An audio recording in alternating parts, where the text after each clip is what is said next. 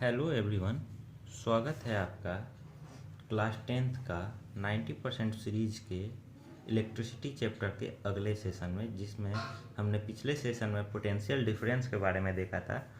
पिछले कुछ दिनों से मेरी तबीयत ख़राब थी, इसलिए मैं वीडियो अपलोड नहीं कर पाया। उसके लिए मैं आप सबसे माफ़ी मांगता हूँ। और चलिए इन्हीं सब चीज़ों को ध्यान में रखते हुए चलिए हम आगे की तरफ बढ़ते हैं। देखिए क्या होता है। ओम्स लॉ हम पढ़ेंगे आज, ठीक है। ओम्स लॉ क्या होता है, देखिए किसी एक सर्किट में क्या होता है कि जितना उसका पोटेंशियल डिफरेंस इंक्रीज होता है उतना ही क्या होता है, उसका करंट इंक्रीज होता है, ठीक है। जितना पोटेंशियल डिफरेंस इंक्रीज होता है उतना ही करंट इंक्रीज होता है। इससे हम क्या कह सकते हैं, इससे हम ये कह सकते हैं कि जो पोटेंशियल डिफरेंस होता है वो करंट, एक सर्किट में जितना करंट फ्लो कर रहा है उसके डायरेक्टली प्रोपोर्शनल होता है। क्या क्या होता है, उसके डायरेक्टली प्रोपोर्शनल होता है, ठीक है। तो जैसा कि मैंने यहाँ पे लिखा है, V is directly proportional to I, ठीक है। V is directly proportional to I। अब यहाँ पे हम जो डायरेक्टली प्रोपोर्शनलिटी का जो साइन है उसको हटा के हम उसकी जगह पे R कांस्टेंट को लाते हैं, ठीक। उसकी जगह पे क्या हम R कांस्टेंट को लाते हैं, जिसको हम रेजिस्टेंस बोलते हैं। तो चलिए हम पोटेंशियल ओम्स लॉ का एक बार डिफिनीशन देख लेते हैं कि ओम्स लॉ क्या होता है। चलिए उसको डिफाइन कर देते हैं।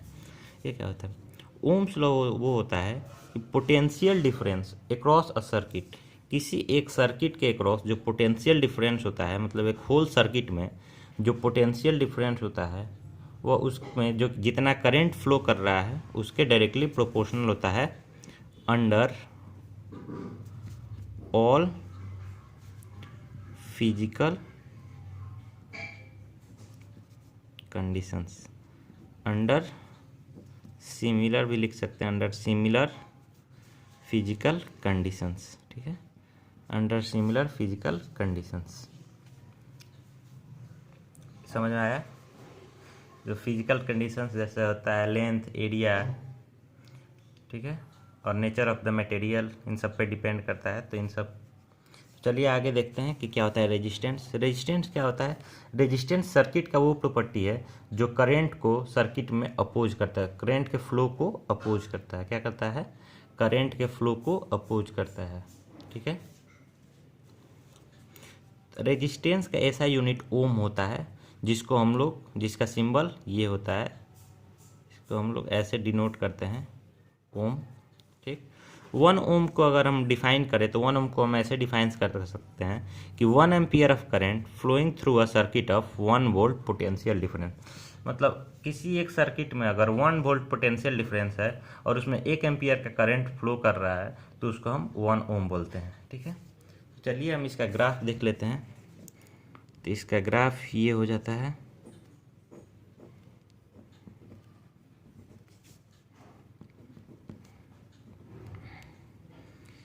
इसका ग्राफ जो होता है वो कांस्टेंट होता है, क्योंकि जितना I इंक्रीज होगा, जितना V इंक्रीज होगा उतना ही I इंक्रीज होता है। इसलिए इसका ग्राफ जो होता है क्या होता है, कांस्टेंट होता है। इसको IV ग्राफ, ठीक। इतना समझ में आ गया। तो चलिए आगे अगले लेक्चर में देखेंगे हम। चलिए धन्यवाद।